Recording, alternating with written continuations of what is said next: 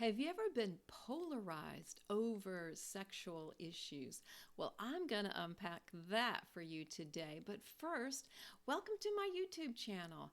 I'm Mary Whitman Ortiz, Christian sex educator, relationship coach, author, speaker. Most of all, I'm a champion for sexual wholeness, and I love to help couples to create great intimacy in their marriage. So if this speaks to you, please like, subscribe, hit that notification bell. Join us every week as we have a new video, and let's find out about that polarization over sexual issues. Well, in the world today, there are a lot of voices, and I always believe in diving in thoroughly. Consider what the narrative really is. Get informed.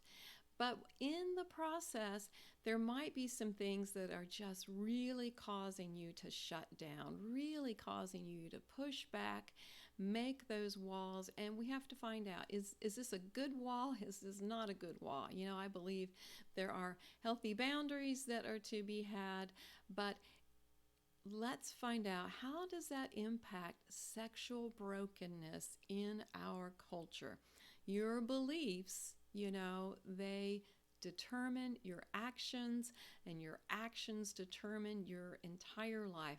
And there is sexual brokenness all around us. Sometimes we don't even see it.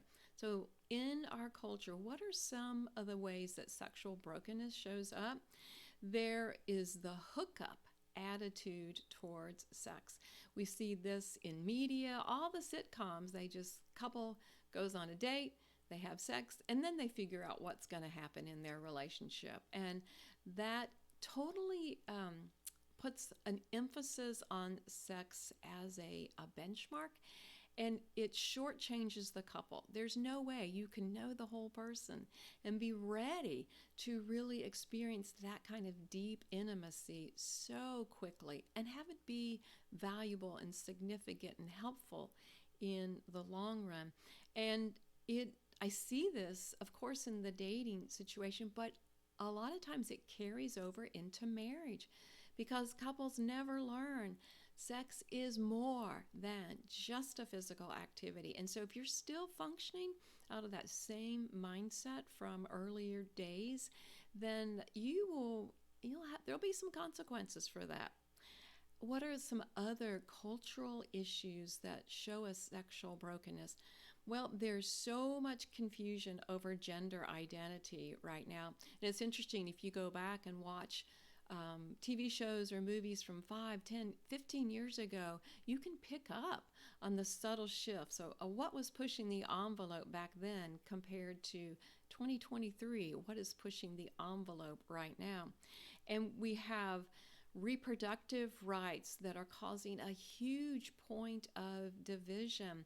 And these things, I think the confusion is louder than the truth.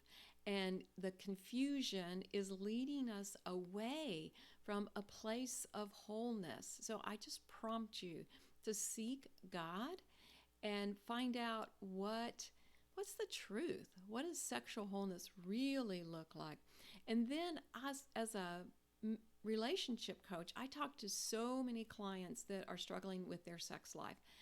And there's a lot of things going on there. And the whole low or no sex, it's a real issue. And I believe the benefits of sexual intimacy in a marriage are just amazing and transformative. So when I hear that couples are not having sex, I know it's robbing them, and they don't even know why. And they've gotten locked into a certain mindset. They've gotten locked into an argument, a cycle that the couple is having. And it's just really interfering with their life. It robs their strength, their unity, their joy. God never designed for marriage to have low frequency of sex or no sex. He designed it to be a spirit, soul, body experience that brings connection and unity and all of the good things there. So, what do you need to help you not stay in this place of sexual brokenness, even in this culture where it's so prevalent? You need a toolkit. You need a sexual wholeness awareness. You need to join the sexual wholeness movement. And this will make such a difference for yourself. Whew, let's just blow through some of that confusion and get to the place of truth. But when you get that information for yourself, then you actually make a difference for your family, for your community, for the world. It's a big deal, and it can start with you. What happens if you don't? Well, it continues. This brokenness just continues. We have warped views on sex, and you miss out on the full experience. What happens when you do get an understanding of sexual wholeness? You get your sexual wholeness kit, you become a part of the movement. Then you are a voice for sexual wholeness. You quickly have clarity, and you can set the tone for respect. Isn't that amazing? So much can happen when you get a clear understanding. What are your steps? Number one, open the dialogue about sexual wholeness. We have to talk about it. We have to talk about it. As soon as you get some of your thoughts out of your head, you bring light to it. You open it up to God's light. Very transformative right there. Number two, identify how has sexual brokenness impacted you? How has it derailed you from your future goals? I'm telling you, it can be really subtle, so you have to be super intentional to call it out. That's the way you can make a difference. And number three, be a voice. Steer this shift. Get trained. What training am I talking about? Well, the sexual wholeness training. I'm going to hold an online training July 14th, 15th. This is 2023. Who's it open to? If this speaks to you, it's for you. If you are a mental health professional, if you're a ministry leader, this is for you.